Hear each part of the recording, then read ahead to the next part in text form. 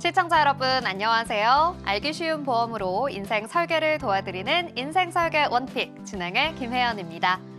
100세 시대를 위한 선택, 살다 보면 겪게 되는 크고 작은 일들을 위한 보험에 대해서 쉽게 알려드리겠습니다. 오늘 인생설계 원픽과 함께 하시면서 하루하루의 생활을 현명하게 설계해 나가는 방법 찾아가 보시죠. 인생설계 원픽 생방송은 유튜브 서울경제TV 검색 후 아래에 나오는 방법을 통해 실시간 스트리밍으로 함께 하실 수 있습니다. 또 인생설계 원픽에서 제공하는 정보는 전문가들의 조언일 뿐 해당 보험의 가치나 수익률을 보장하지 않는다는 점 기억해 주시고요. 서울경제TV, 서울경제신문은 당사의 브랜드입니다. 서울경제증권TV, 서울경제TV 손실복구팀과는 무관하며 기타 유사 명칭에 주의해 주시기 바랍니다. 자, 그럼 인생설계 원픽 오늘 본격적으로 시작해 보겠습니다. 오늘도 여러분의 현명한 인생 설계를 위해 세 분의 전문가님과 함께 하겠습니다. 전문가 여러분 안녕하세요. 네, 반갑습니다. 한 분 한 분 시청자 여러분과 인사 나눠볼 텐데요. 먼저 이세연 전문가님, 시청자 여러분께 인사 부탁드립니다. 네, 안녕하십니까. 어려운 보험 쉽게 설명해드리겠습니다. 보험 전문가 이세연입니다. 반갑습니다. 네, 어려운 보험도 쉽게 설명해 주실 전문가님 환영합니다. 자, 이어서 유경록 전문가님, 시청자 여러분과 인사 부탁드립니다. 머리 아프고 너무 어려운 보험에 대해서 쉽고 제대로 알아볼 수 있게끔 설명해드릴 유경록 전문가입니다. 안녕하십니까? 네, 제대로 알아볼 수 있도록 이야기해 주신다고 하니까 기대가 되는데요. 자, 마지막으로 이도빈 전문가님 인사 부탁드립니다. 안녕하세요. 보험료는 적게, 보장은 많이. 여러분의 합리적인 보험 컨설팅을 도와드릴 이두빈 전문가입니다. 네, 보험료는 적게 아마 솔깃하신 분들이 많으실 것 같은데요. 오늘 또 세 분의 전문가님과 함께 여러분께 유익한 정보 전해드리도록 하겠습니다. 자, 세 개의 주제 중에서 첫 번째 주제부터 만나보셔야겠죠? 화면으로 만나보시죠.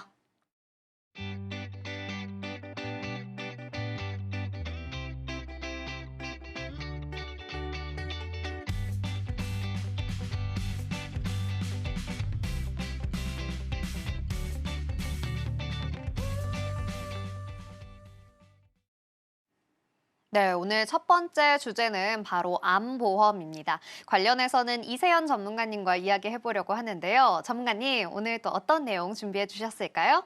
네, 오늘 함께 이제 암보험에 대해서 이야기해 보도록 하겠습니다. 우리 진행자님 혹시 내가 네. 암에 걸렸다면이라는 생각 한 번쯤 해보신 적 있으실까요? 상상도 하기 싫은 내용이긴 한데요. 한 번쯤은 떠올려 봤던 것도 같습니다. 네, 맞습니다. 내가 암에 걸렸다면이라는 생각 뭐 누구라도 하고 싶지 않을 텐데요. 그럼에도 불구하고 제가 질문을 조금 더 구체적으로 한번 해보겠습니다. 내가 암에 걸렸고 치료를 받고 있습니다. 그 때문에 이제 뭐 식욕도 많이 떨어지고 면역력도 떨어지겠죠. 그래서 이제 경제 활동도 어렵게 되었고 이제 급기야는 병원에 장기 입원하게 되어서 가족들이 이제 내 병수발을 돌아가면서 하게 되는 그런 상황 가운데 치료비도 많이 들어가지 않겠습니까? 그렇기 때문에 경제적으로도 큰 어려움을 겪고 있는 그러한 나에 대해서는 혹시 생각해 보신 적이 있으실지, 암에 걸렸다면이라는 내용조차도 생각하기 싫기 때문에 방금 말씀드린 이와 같이 매우 구체적이고 극단적인 내용까지 생각해 보시는 분들은 거의 극히 드물 거라고 생각이 듭니다. 하지만 암은 어떻습니까? 여전히 우리나라 국내 사망 원인 1위 아니겠습니까? 그리고 해마다 추가 진단자 20만 명 이상이 나오고 있습니다. 또한 치료하는 과정에서 드는 비용 또한 만만치 않다는 것 모두도 알고 계실 텐데요. 그렇기 때문에 내가 암에 걸렸다면 그리고 암에 걸린 이후의 그 상황에 대해서 한 번쯤 생각해 보는 것 당연한 일이 아닌가 싶은 생각이 듭니다. 네, 우리 국가암정보센터에서 통계한 현재 우리나라 암 발병률을 다음에 표를 같이 살펴보시면서 암 발생률이 얼마나 되는지에 대해서 함께 알아보도록 하겠습니다. 자, 2021년 기준하여 남녀 전체 통계에 한 해 동안 약 27만 7천 명 정도가 암에 진단이 되었고 우리나라 국민들의 기대 수명이 약 83세까지 생존할 경우에 암에 걸릴 확률은 약 38% 정도라고 합니다. 자, 이 중에 남자는 5명 중 2명이, 여자는 3명 중에 1명이 암에 걸릴 것으로 추정된다고 합니다. 그렇다면 암에 진단될 확률 어떻습니까? 매우 높다라는 것 알 수 있지 않겠습니까? 이러한 내용으로도 우리가 내가 암에 걸린다면이라는 생각 한 번쯤 해보는 것 굉장히 자연스럽고 어찌 보면 당연하다라는 생각이 듭니다. 네. 이 주요 암 발생률을 살펴보게 되면 굉장히 많은 수치다라고 볼 수 있을 것 같은데 이게 또 남자와 여자에 따라서 달라지더라고요. 네, 그렇습니다. 우리 남녀 성별에 따라 주요 발생암의 차이가 좀 있는데요. 국립암센터 자료에 따르면 남성은 12만 8천 명, 여성은 11만 5천 명으로 남성보다는 여성이 조금 적다라는 것을 알 수가 있습니다. 자, 남성의 주요 암으로는 1위, 위암이 15.4%로 가장 많았고 폐암이 15.2%, 근소한 차이로 2위를 차지했습니다. 그 밖에 3위는 대장암, 4위는 전립선암, 5위는 간암 순으로 발병률이 높았습니다. 자, 다음으로는 여성의 주요 암도 함께 살펴보도록 하겠습니다. 자, 여성분들 같은 경우는 남성과 발병 부위에서 차이가 있었는데요. 자, 유방암이 20.5%로 1위이고요. 2위는 19.1%로 갑상선암이 차지했습니다. 자, 그 밖에 대장암, 위암, 폐암 순인데 여기서 주목하셔야 할 점이 한 가지 있습니다.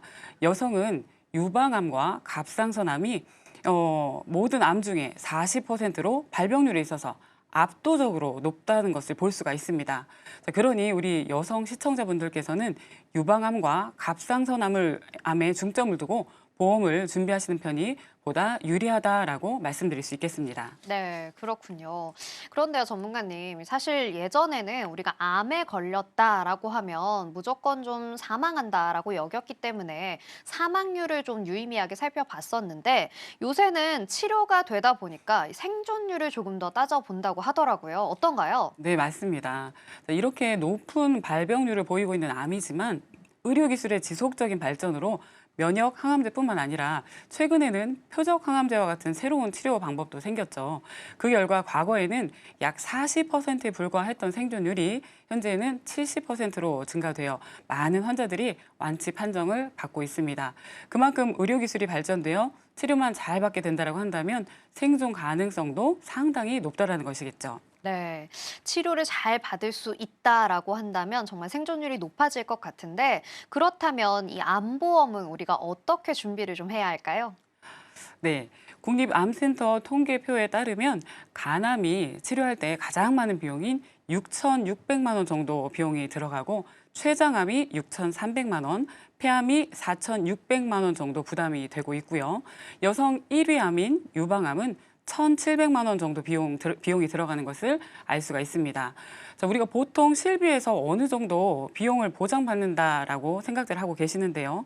하지만 추가적으로 들어가는 암 치료 비용이나 퇴직으로 인한 소득 단절 등을 생각했을 때 생활비까지 미리 고려하셔서 준비하셔야 하겠습니다.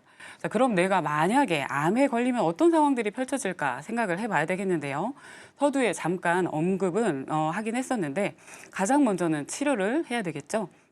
그리고 치료하는 과정에서 치료 기간 동안 경제 활동이 어려워질 수도 있겠고 그로 인한 생활비 부족과 치료비 지출 등 감당하기 힘들어지는 그러한 상황이 발생할 수 있습니다. 사실은 이제 본인이 가장 힘들겠지요. 하지만 본인 외에 우리 나아가 가족들에게까지 경제적으로나 기타 병수발 등 여러 면에서 힘든 상황들 이런 것들이 발생하고 할 수 있는 것이 이제 암에 걸리게 됐을 때 내용인 것이죠. 그렇게 우리는 암이라는 그 병에 대해서 심각히 고민해 보지 않을 수 없는 것이고 현재 사망 원인 1위이며 발병률도 지속적으로 높아지고 있는 만큼 이러한 위험에 대비하기 위해서도 암보험 준비는 반드시 필요하다고 여겨집니다. 자, 그렇다면 그래서 암보험을 통한 진단금을 활용하면 이러한 상황에서 요긴하게 쓰일 수 있습니다. 암 진단비는 암에 걸렸을 때 목돈으로 받을 수 있는 보험금으로 본인이 암보험을 가입할 때 설정한 가입 금액만큼 보장이 되는데요. 자, 그렇다면 암 진단비 얼마 정도 준비하면 좋을까요? 자, 진단비는 개인의 소득과 경제적인 상황에 따라 결정하는 것이 좋습니다. 네, 그렇군요. 그런데요, 전문가님, 조금 더 쉽게 이해할 수 있도록 혹시 예를 들어서 좀 설명해 주실 수 있을까요? 네, 예를 한 가지 들어드리겠습니다. 자, 예를 들어 월 소득이 200만 원인 A씨와 월 소득이 500만 원인 B씨를 한번 비교해 보겠는데요. 자, A씨는 직장에 다니며 매월 200만 원씩 급여를 받고 있습니다. 그리고 A씨의 한 달 고정 지출비는 150만 원이라고 가정을 하고요. 자, B씨는 매월 500만 원씩 급여를 받고 있고 한 달 고정 지출비는 400만 원 정도였다고 해보겠습니다. 자, 그런 A씨와 B씨에게 모두 암이라는 큰 질병이 닥치게 되었고 그 둘은 모두 약 1년이라는 기간 동안 경제 활동을 쉬면서 치료 기간을 가지게 되었으며 산정 특례와 또한 실손 의료비 청구 등을 제외하고 순수하게 본인이 부담하게 되는 치료비가 둘 다 동일하게 약 1,000만 원 정도 나왔다고 가정해 보도록 하겠습니다. 자, 그렇다면 A씨의 경우 한 달 고정 지출비 150만 원 곱하기 12달 해서 1년 동안 고정 지출비만 1,800만 원이 나가겠죠. 거기에 이제 본인 부담금, 본인 부담 치료비 1,000만 원을 더해서 약 1년 동안에 2,800만 원 정도의 지출이 있었고, 자, B씨는 한 달 고정 지출비가 400만 원이었으니까요. 400만 원 곱하기 12달 해서 1년 고정 지출비로 4,800만 원과 본인 치료 부담금 1,000만 원을 더하여 약 5,800만 원의 지출이 있었다라고 가정했을 때, 자, 그런 상황에 둘 다 여유 자금이 어떤 여유 자금이나 목돈이 없는 상황이라고 했을 때요. 다행히 A씨와 B씨 모두 암보험을 가입해둔 상황이었고 둘 다 암 진단비는 3,000만 원으로 동일했다라고 보면 A씨의 경우는 어떻습니까? 자, 3,000만 원의 진단비를 받아서 1년 동안 편안하게 매월 나가는 고정 지출비 또 치료비 모두 다 온전히 부담할 수 있었지 않았겠습니까? 그러나 B씨는 어떨까요? 3,000만 원의 진단비로는 매월 나가는 고정 지출비와 치료비까지 해결하기는 부족했다라는 것이죠. 결국 B씨는요, 경제적인 부담을 안게 될 수밖에 없었을 것입니다. 자, 이러한 특정한 상황을 생각해 봤을 때, 자, 우리는 저마다 각자의 소득과 경제적인 상황들이 모두 다 다르고 또 가지고 있는 가치관도 다 다르기 때문에 진단비의 가입 금액 설정은 각자의 상황에 맞게 신중히 결정해야 하겠습니다. 자, 암에 진단이 되더라도 내가 치료하는 기간 동안 부담이 없도록 나의 경제적인 형편에 맞춰서 진단비를 설정하는 것 매우 중요하다 말씀드릴 수 있겠습니다.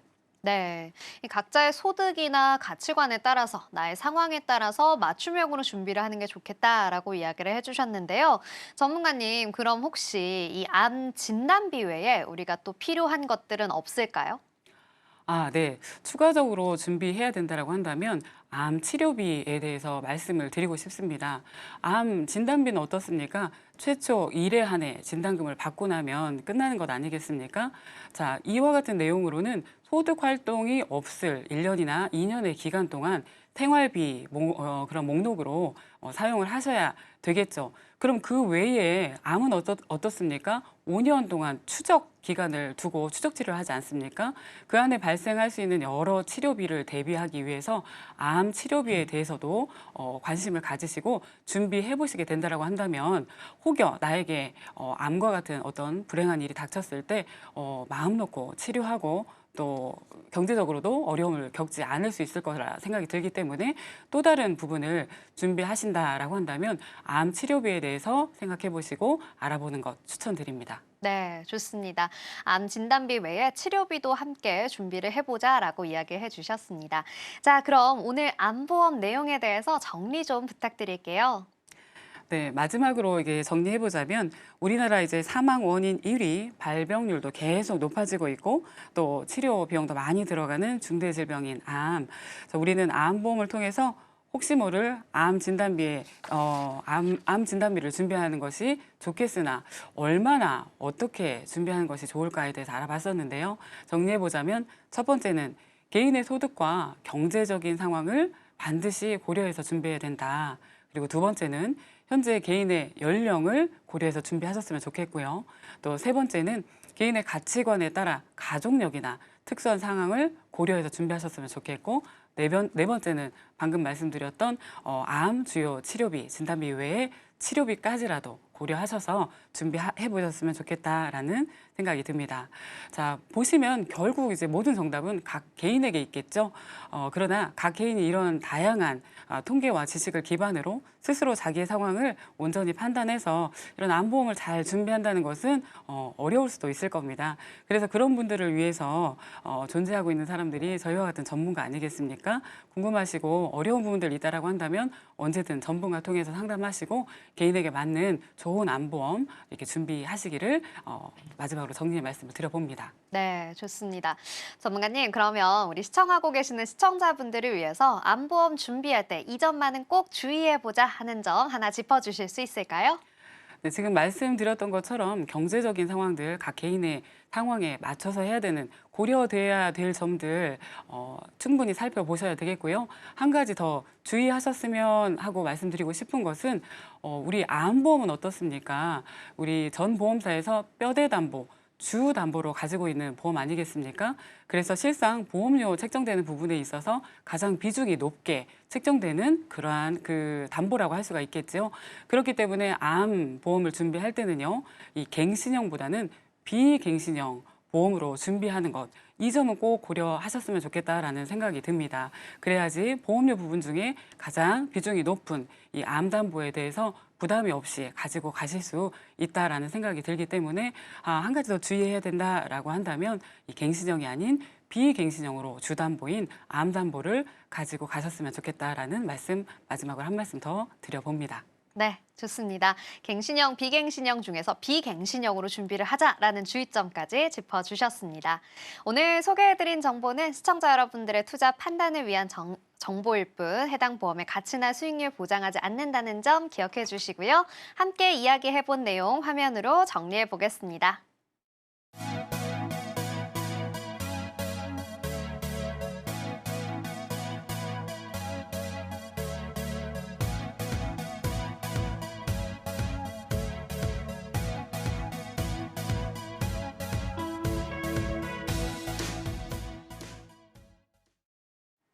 네, 이렇게 첫 번째 주제로 암보험에 대해서 꼼꼼하게 살펴봤는데요. 이어서 두 번째 주제도 아주 유익한 정보가 있다고 하네요. 두 번째 주제 화면으로 만나보시죠.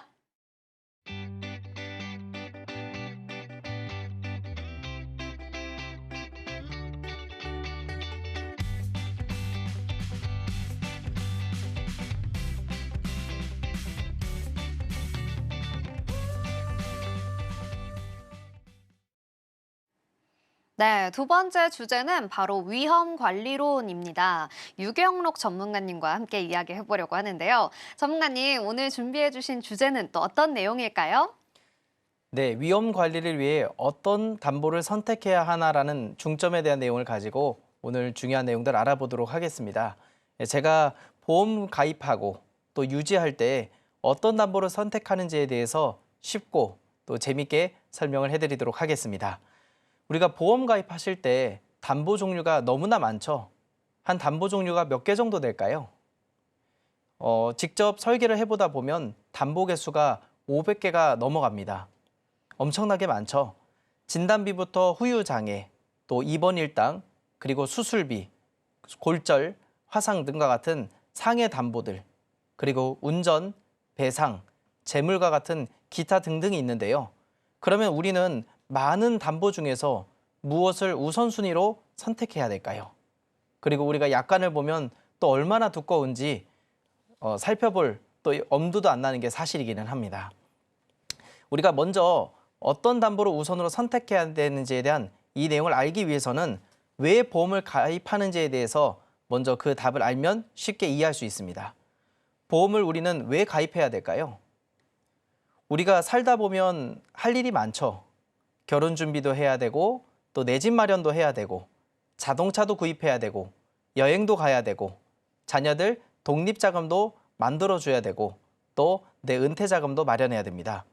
이렇게 재무계획을 세우고 차근차근 삶을 꾸려가던 중 만약 큰 사고를 겪거나 질병과 같은 위험에 부딪히게 되면 계획이 틀어져 버리고 삶의 모습이 한순간에 바뀌어버리기도 합니다.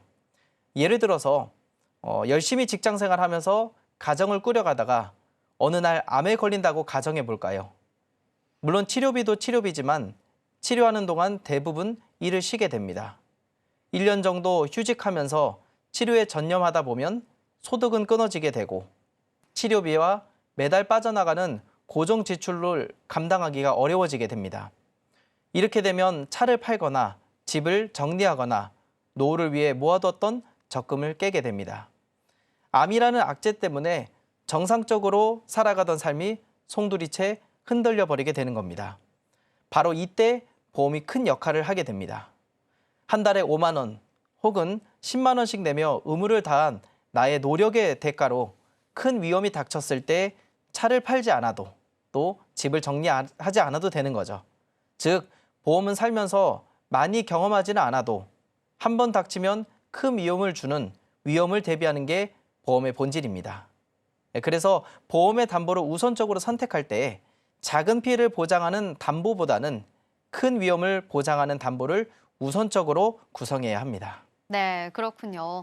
아마 우리 시청자분들도 이 보험의 필요성을 많이들 느끼고 계실 텐데요. 그렇다면 이 위험에 대비하는 보험은 어떻게 구성하는 게 좋을까요? 네, 제가 위험 관리론을 4사분면으로 해서 조금 더 재밌고 쉽게 이해할 수 있도록 설명드리겠습니다. 네, 우리는 살면서 크고 작은 다양한 위험을 맞닥뜨리게 됩니다.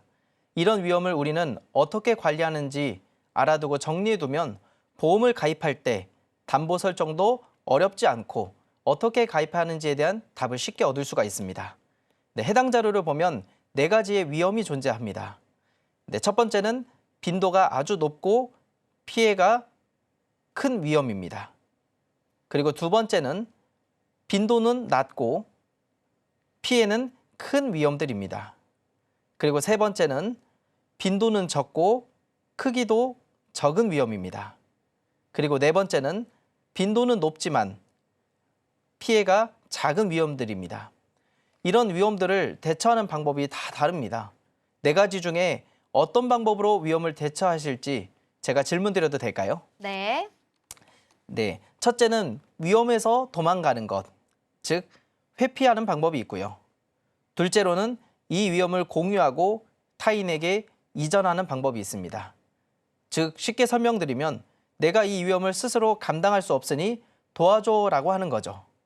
그리고 세 번째는 이 위험을 적극적으로 축소하려고 노력하고 관리하는 방법이 있습니다. 그리고 네 번째는 위험을 고스란히 받아들인다, 즉 보유하고 감수하는 방법도 있을 것입니다. 그럼 첫 번째, 빈도가 잦고 크기가 매우 큰 위험인데요. 진행자님께서는 운전을 하시나요? 네, 운전하죠. 네, 그러면 어느 날 불치병인 기면증을 앓게 되었다고 가정해 보겠습니다. 운전대만 잡으면 잠에 들게 됩니다. 사고 위험이 매우 큽니다. 아마 운전하는 동안 목숨을 걸어야 할 사고를 수없이 경험하게 되는 상황들입니다. 이런 경우 위험의 빈도가 많고 크기도 매우 큰 위험에 처해진 것이죠. 이때 진행자님께서는 어떤 방법으로 이 위험을 관리하시겠습니까? 저는 아마 회피할 것 같은데요. 병원을 다니면서 관리도 하고요. 또 최대한 운전을 안 해야 할 것 같습니다. 네, 맞습니다. 정확하게 알고 계신데요. 운전대를 과감하게 놓고 이 위험을 만들지 않아야 됩니다. 즉, 4사분면으로 놓고 따져봤을 때는 바로 회피의 영역입니다. 이런 상황에서는 보험을 크게 드는 것도, 또 운전 중에 껌을 씹는 것도, 또 큰 소리로 노래를 부르면서 사고의 위험을 축소하려는 노력도 무모한 방법일 것입니다. 네, 그리고 두 번째는 위험의 빈도는 높지만 크기는 작은 위험들입니다. 감기 같은 경우가 해당이 될 텐데요. 진행자님께서는 제가 만약에 감기에 걸려서 고생을 한다면 어떻게 하면 된다고 제게 조언하시겠습니까? 네, 먼저 손 씻기랑 위생 관리 철저히 하시고 또 푹 쉬시라고 이야기 드릴 것 같은데요. 네, 맞습니다. 손 잘 씻고 잘 먹고 또 잘 쉬라고 하시겠죠. 크기는 작은데 너무 자주 위험이 부딪힌다면 적극적으로 위험을 축소하고자 노력해야 하는 겁니다. 바로 이 영역은 축소의 영역이라 할 수가 있겠습니다. 네, 그다음 세 번째는 살아가면서 위험의 빈도는 매우 적으나 크기는 매우 큰 위험이 되겠습니다. 예를 들어서 자동차 사고와 같은 경우가 되겠습니다. 평생 살면서 목숨이 위태로울 수도 있는 큰 사고, 한 번도 경험하지 않을 수도 있고 또 운이 없으면 한두 번 경험할 수도 있습니다. 현재 자동차 보험은 의무로 가입하게 되어 있는데요. 만약 자동차 보험이 존재하지 않는다면 우리 사회는 어떻게 될까요? 사고를 감당하지 못해서 망해버리게 될 사람이 수두룩할 것입니다. 단 한 번의 사고로 인해 물적 피해, 또 인적 피해가 막심할 수 있고요. 보험의 도움이 없다면 인생에 막대한 피해를 끼칠 수 있으므로 보험이 필연적입니다. 이처럼 횟수는 많지 않지만 크기는 매우 큰 위험. 이럴 때 대처하는 방법이 위험을 타인에게 이전하는 방법입니다. 그래서 운전하는 모든 사람들은 1년에 50만 원 또는 100만 원씩 보험료를 지불하면서 단 한 번의 사고, 수천만 원의 피해를 끼치는 이 사고에서 인생이 망가지는 것을 막기 위해 보험사에 우리의 위험을 이전시키는 것이죠. 그래서 암이나 뇌, 심장과 같은 중대 질환도 마찬가지입니다. 서두에 말씀드렸듯 이런 중대 질환은 단 한 번의 사고로 인생이 휘청일 수도 있고 계획하던 삶이 송두리째 흔들릴 수도 있습니다. 이런 큰 위험을 우리는 감당하기 너무 벅차기에 바로 보험사를 활용하여 매달 보험료를 내는 작은 의무를 다하는 대신 큰 위험이 닥쳤을 때 위험에서 벗어날 수가 있는 겁니다. 네, 다음 네 번째는요. 횟수가 적고 크기도 작은 위험이 있습니다. 많은 보험 가입자분들께서 이 부분에서 착각을 하시고 보험으로 이 영역을 대처하시려 하시는 분들이 많습니다. 횟수가 적으며 크기도 작은 위험이 어떤 게 있을까요? 진행자님 혹시 살면서 입원 많이 해보셨나요? 아니요. 입원 별로 안 해봤습니다. 그러시면 화상은 많이 입어보셨나요? 화상은 한 번도 안 입어봤어요. 그럼 골절 깁스 같은 경우는요? 골절은 한두 번 정도 있었던 것 같습니다. 네, 살아가면서 골절 깁스 같은 경우들도 위험에 많이 노출되어 있긴 하지만 실질적으로 이와 같은 위험들은 큰 피해를 주는 위험들은 아닙니다. 그리고 살면서 많이 경험하지도 않는 위험들입니다. 물론 특별히 이 위험에 노출되어 있는 분들은 예외라 할 수 있겠습니다. 이렇게 횟수가 많지 않고 크기도 작은 위험은 우리가 어떻게 대처해야 될까요? 이건 바로 보유, 즉 이 위험 정도는 감수해도 괜찮다는 겁니다. 골절, 또 화상, 깁스, 그리고 요즘엔 잘 시켜주지도 않는 입원 등은 살면서 경험하지 않으면 좋을 위험들이지만 이런 위험들이 있다 한들 인생에 큰 피해를 주지는 않습니다. 네, 이 부분을 보험으로 준비할 필요가 있을까요? 네, 제가 말씀드리고 싶은 것은 선택은 자유이지만 필수는 아니라고 말씀드리고 싶습니다. 골절이나 화상을 입었을 때 30만 원 가량의 보장을 받는다고 한다면 그 돈 안 받아도 큰 문제도 없고 또 받아도 큰 도움이 되지는 않습니다. 그러나 낮은 확률의 작은 위험을 대비하기 위해 매달 몇만 원씩 보험료를 납부한다면 그게 과연 보험의 본질에 가깝다고 할 수 있을까요? 네, 그렇지 않습니다. 이런 담보가 필요 없다기보다는 우선순위가 뒤로 미뤄도 된다는 뜻이고 만약 소중한 내 돈이 투입되어야 한다면 차라리 의료비 통장을 만들어 저축하는 것을 저는 추천드리고 싶습니다. 네, 그렇군요. 아주 체계적으로 정리를 해주셔서 회피, 축소, 이전, 보유의 영역으로 우리가 생각을 해볼 수 있었습니다. 자, 시청자 여러분들을 위해서 지금까지 이야기해주신 내용 좀 정리를 부탁드릴게요, 전문가님. 네. 서두에 우리는 어떤 담보를 우선적으로 선택해야 하는가라는 질문에서 시작을 했습니다. 바로 내 삶의 크고 위중한 상황을 먼저 준비하고 대처하는 것이 중요하다고 말씀드리고 싶습니다. 때로는 우리가 이런 생각이 들 때도 있습니다.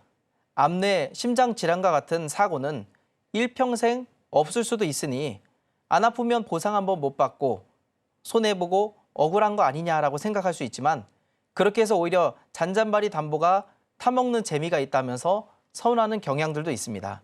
그러나 작은 담보들은 어차피 받아도 큰 도움 되지도 않고 못 받는다고 치명적인 피해를 입지도 않으며 꽤 많은 보험료를 지출하게 된다는 사실을 우리는 꼭 기억해야 되겠습니다. 그래서 보험사의 계정에 보험료로 쌓이기보다는 차라리 의료비 통장에 저축하는 것을 더 추천드리고 말씀드리고 싶습니다. 그리고 물론 암내심장과 같은 중대 질환 당연히 안 걸리는 게 좋고요. 또 자동차 사고와 같은 큰 위험 경험하지 않는 게 베스트라 할 수 있습니다. 그러나 리스크가 큰 만큼 이 부분은 내 인생에 위험 관리 비용이라는 생각을 하고 투자하는 것이 좋다고 생각이 됩니다. 네, 우리가 회사를 운영하고 사내 중요한 재산, 그리고 중요한 정보들이 있다면 위험 관리 비용으로 보안업체의 보안을 위탁하는 것과 같은 이치라 하겠습니다. 네, 그래서 보안이라는 게 그렇습니다. 보험이라는 게 그렇습니다. 재무 상황에 따라 보장의 크기는 조정하면 되지만 담보를 선택하는 부분에서는 실질적인 리스크가 큰 것부터 준비하는 것이 현명한 소비라고 볼 수 있겠습니다. 네, 그렇군요. 자, 그렇다면 우리가 아까 말씀해 주신 담보가 500개가 넘어갈 정도로 굉장히 많다라고 이야기를 해주셨는데 이렇게 많은 담보들 중에서 어떤 걸 좀 우선적으로 준비를 하는 게 좋을까요? 네, 아무래도 작은 위험은 우리에게 실손이라는 강력한 대안이 있지 않습니까? 그래서 앞으로 보험을 가입하실 때 암, 뇌, 심장, 진단비와 또 치료비와 같은 큰 위험을 먼저 선택하시고 작은 담보들은 직업이나 환경에 따라서 현명하게 선택하는 것이 중요하다고 말씀드리고 싶습니다. 네. 그럼 마지막으로 우리 시청자분들을 위해서 한 가지 이것만은 꼭 주의하자 하는 점을 짚어주시면 좋겠습니다. 네, 인생을 살아가다 보면 수많은 위험들, 또 다양한 변수의 위험들에 노출되기 쉽습니다. 우리는 살아가면서 내 힘에 또 능력이 거기에 닿지 않기 때문에 그 위험들을 전부 다 대비하거나 대처를 할 수 없습니다. 그럴 때 필요한 게 바로 보험 아니겠습니까? 그래서 수많은 사람들이 머리부터 발끝까지 모든 것을 보험으로 준비하려고 합니다. 물론 그렇게 하면 가장 베스트고 좋겠지만 그렇게 했을 때는 큰 리스크적인 부분은 바로 보험료라고 할 수 있습니다. 보험료를 많이 내면서까지 내 모든 위험을 대비하기보다는 정말 필요하고 꼭 있어야 되는 중요한 큰 담보들을 미리 설정해서 준비하시고 나머지 작은 담보들은 개인의 환경과 상황에 따라서 준비하는 것이 가장 중요하다고 생각이 됩니다. 그래서 위험을 꼭 관리하실 때 우리는 가장 큰 확률이 높은 위험들, 암이나 뇌나 심장 쪽과 같은 걸릴 확률도 높고 사망 확률도 높은 것으로 담보를 설정하시고 우선적으로 준비하는 것이 꼭 필요하다 하겠습니다. 네, 좋습니다. 오늘 소개해드린 정보 시청자 여러분들의 투자 판단을 위한 조언일 뿐이라는 점 기억해 주시고요. 지혜롭고 현명하게 활용해 보시기 바랍니다. 함께 이야기해본 내용 화면으로 정리해 보겠습니다.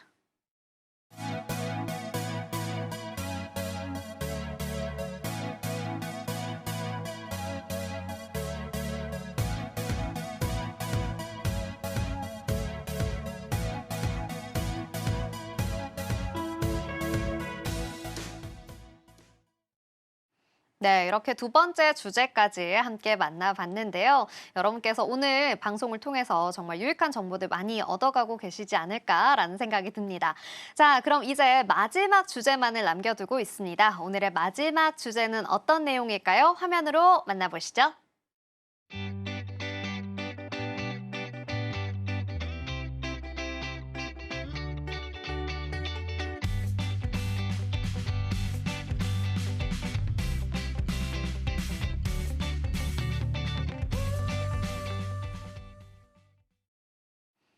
네, 오늘의 마지막 주제는 바로 운전자 보험입니다. 이두빈 전문가님과 이야기해 볼 텐데요. 전문가님, 이 운전자 보험 사실 많이 들어보기는 했지만 정확하게 그 내용을 알기가 좀 어려운 것 같습니다. 운전자 보험에 대해서 좀 자세히 설명 부탁드립니다. 네, 오늘 제가 준비한 내용은 운전자 보험입니다.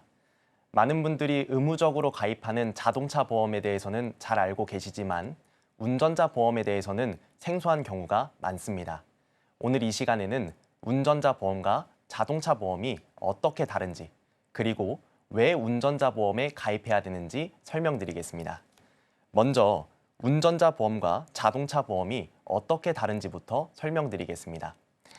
자동차 보험은 사고가 났을 때 타인에게 발생한 신체적 혹은 재물적 손해를 배상하는 민사적 책임을 보장해주는 보험입니다. 즉, 타인을 위한 보험이라고 할 수 있습니다. 자동차 보험은 의무적으로 가입하기 때문에 차량을 소지하신 분이라면 반드시 가입해야 되고 또 매년 갱신해야 합니다. 또한 사고나 보상 이력이 생기면 보험료가 할증되거나 할인될 수 있습니다. 반면 운전자 보험은 형사적 책임을 보장해주는 보험입니다. 사고를 일으킨 운전자가 형사처벌을 받을 수 있는 상황에서 필요한 보험이죠. 예를 들어 중대법규 위반이나 중상해 사고가 발생했을 때 형사합의를 위해 변호사 선임 비용이나 합의금 등을 보장해주는 보험이 운전자 보험입니다. 자동차 보험은 타인을 위한 보험이라면 운전자 보험은 나 자신을 지키는 보험이라고 할 수 있습니다. 운전자 보험은 선택 가입으로 필요에 따라 가입하고 주기는 약정 기간에 따라 갱신하면 됩니다. 또한 사고나 보상 이력에 따라 보험료가 할증되거나 할인되지는 않습니다. 네, 그렇군요.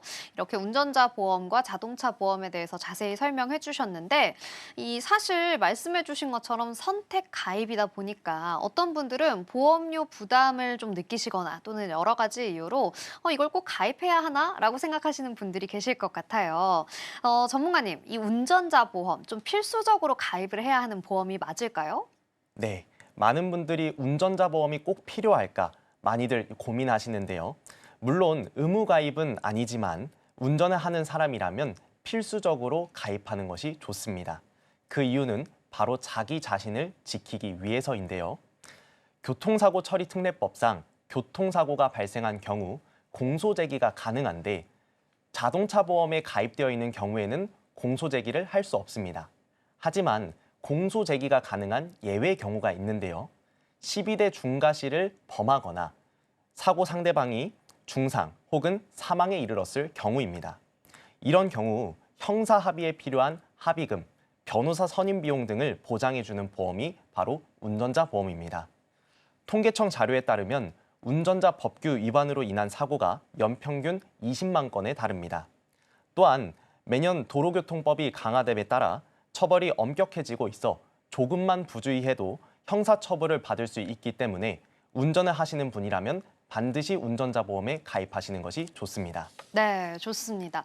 아까 이 운전자 보험은 나를 지켜주는 거다라고 이야기를 해주셨는데, 그렇다면 이 운전자 보험 정확히 어떤 것인지 좀 자세히 설명해 주시죠. 네, 운전자 보험이 실제 어떤 상황에서 필요한지 설명드리겠습니다. 먼저 12대 중과실을 위반하여 사고가 난 경우 필요합니다. 12대 중과실은 도로교통법에서 규정한 중대법규 위반을 의미합니다. 일상에서 쉽게 위반할 수 있는 법규 위주로 설명드리겠습니다. 첫 번째, 중앙선 침범입니다. 많은 분들이 중앙선 침범을 큰 위험으로 생각하지는 않지만 실제로 사고를 초래할 수 있는 상황입니다. 예를 들어 유턴 구간인 점선에서 유턴을 해야 하는데 급하게 시간을 아끼려고 실선에서 유턴을 하는 경우가 종종 있습니다. 이런 경우 사고가 발생하면 12대 중과실에 해당됩니다. 유턴은 반드시 점선 구간에서 해야 하며 실선에서는 절대로 유턴을 시도하지는 않아야 되겠습니다. 두 번째, 앞지르기 위반입니다. 초보 운전자의 경우 앞지르기를 어느 방향으로 해야 하는지 헷갈리는 경우가 많이 있습니다. 이는 베테랑들도 마찬가지인데요. 올바른 방법은 왼쪽 차선에서 추월하는 것이지만 종종 오른쪽 차선으로 추월을 시도하는 경우가 있습니다. 하지만 오른쪽 차선으로 추월을 하다가 사고가 나면 그것도 12대 중과실에 해당됩니다. 추월할 때는 항상 왼쪽 차선을 사용해야 한다는 점 반드시 기억하시기 바랍니다. 세 번째, 음주운전 및 무면허 운전입니다. 음주운전이나 무면허 운전은 사고가 발생하면 반드시 중과실에 해당됩니다. 이런 경우에는 운전자 보험의 혜택을 받을 수가 없고 사고 후에는 큰 법적, 경제적 부담이 따르게 됩니다. 음주나 무면허 상태에서 운전하지 않도록 항상 주의해야 합니다. 네 번째, 보도 침범입니다. 도심에서 주차를 하거나 건물에 들어가려고 할 때 종종 보도를 침범하게 됩니다. 특히 주유소를 들어가거나 주차를 하게 될 때에는 불가피하게 보도를 침범할 수밖에 없죠. 하지만 이런 경우 사고가 발생하면 중과실에 해당될 수밖에 없습니다. 보행자가 갑자기 뛰어들어 사고가 난 경우라도 보도 침범이 원인이 되면 중과실로 간주됩니다. 다섯 번째, 승객이 승하차를 완전히 하기 전에 운행하여 사고가 난 경우입니다. 버스 기사님이나 택시 기사님들의 경우 승객이 완전히 승하차하지 않았음에도 출발하여 사고가 발생한다면 무조건 중과실에 해당됩니다. 따라서 이런 직종에 종사하시는 분들은 승객이 모두 내릴 때까지 기다리는 것이 중요하며 반드시 운전자 보험에 가입하는 것이 좋습니다. 6번째, 차량에 적재된 화물이 떨어졌을 경우입니다. 화물차를 운전하거나 자전거, 캠핑용품을 차량에 싣고 다니시는 분들이 있습니다. 화물이 주행 중 떨어져 사고가 발생하면 그것도 중과실에 해당됩니다. 화물을 확실히 고정하지 않으면 사고를 초래할 수 있기 때문에 반드시 안전하게 고정하는 것이 좋습니다. 이러한 12대 중과실 위반이 아니더라도 사고 발생 시 상대방이 중상을 입거나 혹은 사망에 이르게 된 경우도 공소 제기를 할 수 있습니다. 이러한 상황에서는 자신의 과실과 관계없이 형사 합의가 필요하고 공소 제기가 될 수 있습니다. 막대한 합의금으로 가계 경제에 큰 타격을 입을 수 있기 때문에 사고가 발생하기 전에 운전자 보험에 반드시 가입하는 것이 중요합니다. 아무리 조심히 운전을 해도 사고가 나면 큰 부담을 안게 되기 때문에 보험 가입을 통해 경제적 안전망을 준비해 두는 것이 필요합니다. 네, 그렇군요. 아주 꼼꼼하게 이 12대 중과실 사고에 대해서 이야기를 해주셨습니다. 운전하시는 분들 정말 이야기해 주신 내용들 꼼꼼하게 주의하셔서 사고 일어나지 않도록 하셔야 될 것 같은데요.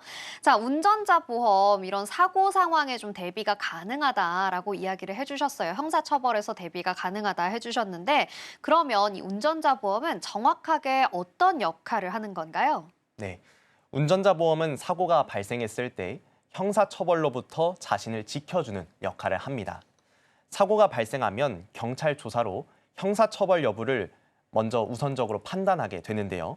예를 들어 상대방이 중상에 빠지거나 사망에 이르게 된 경우에는 검찰에 기소가 되고 이 경우 형사 합의가 필요합니다. 네, 이를 위해서는 반드시 변호사를 선임해야 하는데요. 그러나 변호사 선임 비용이 만만치가 않습니다. 운전자 보험에서는 이를 보장해주기 때문에 보다 마음 편하게 전문가의 도움을 받아 사건을 해결할 수 있습니다.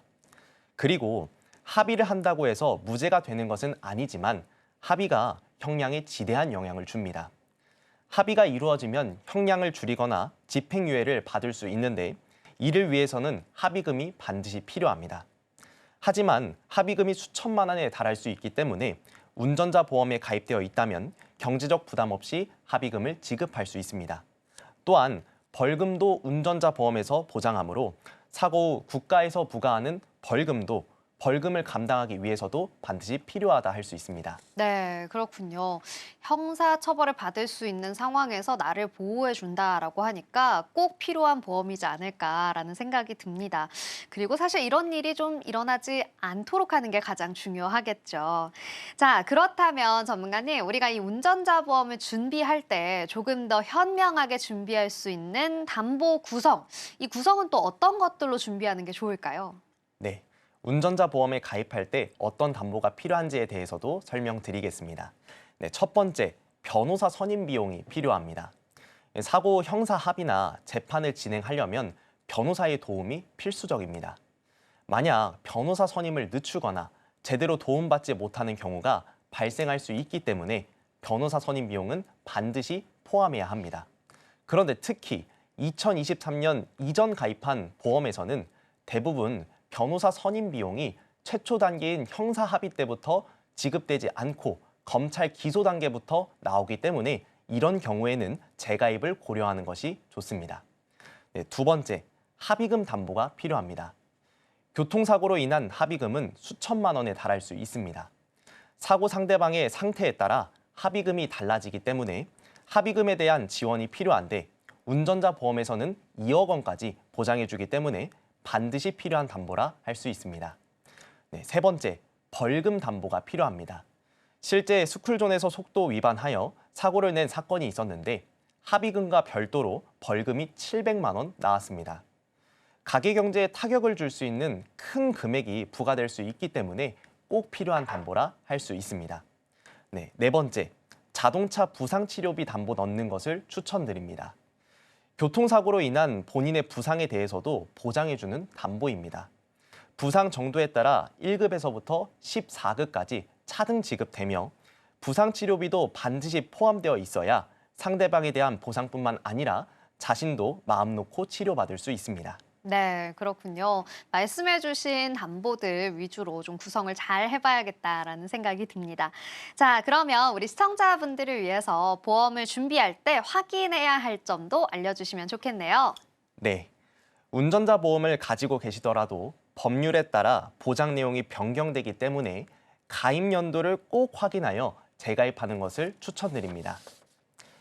먼저 말씀드린 대로 2023년 이전 보험 가입자는 변호사 선임 비용이 최초 단계인 형사 합의가 아닌 검찰 기소 단계부터 지급되므로 가입 내용을 확인하고 재가입하는 것이 좋습니다.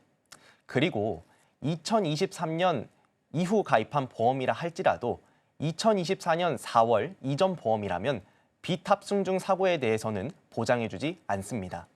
비탑승 중 사고란 운전자가 차량에 탑승하지 않았을 때 발생한 사고를 말합니다. 혹시 하준이법이라고 들어보셨습니까? 정차된 차량이 미끄러지면서 어린아이가 사망에 이르게 된 사건을 기반으로 만들어진 법입니다. 2024년 4월에 처음 비탑승 중 사고에 대한 보장 특약이 나왔습니다. 네, 그래서 차량에 탑승할 때 자전거나 오토바이에 부딪히는 사고 혹은 사이드를 채우지 못해 사고가 나는 경우가 종종 있기 때문에 24년 4월 이전 보험이라면 꼭 확인해 보시고 재가입하는 것을 추천드립니다. 네, 그렇군요. 저도 이 가입 시기를 다시 한번 좀 살펴봐야겠다라는 생각이 들었습니다.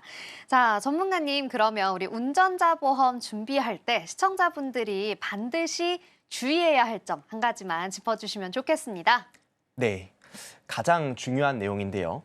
변호사 선임 비용, 합의금, 벌금, 자동차 부상치료비 담보를 다 넣으면서도 1만 원 초반대로 금액을 설정하는 것이 좋습니다. 그런데 보험료로 2만 원 혹은 3만 원씩 내시는 경우엔 보장과 관계없는 적립보험료가 포함되어 있을 수 있으니 체크해 보시면 좋습니다. 네, 좋습니다.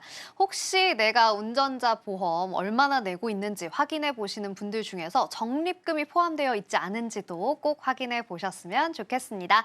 자, 오늘 소개해드린 정보 시청자 여러분들의 투자 판단을 위한 조언일 뿐이라는 점 기억해 주시고요. 함께 이야기해본 내용 화면으로 정리해 보겠습니다.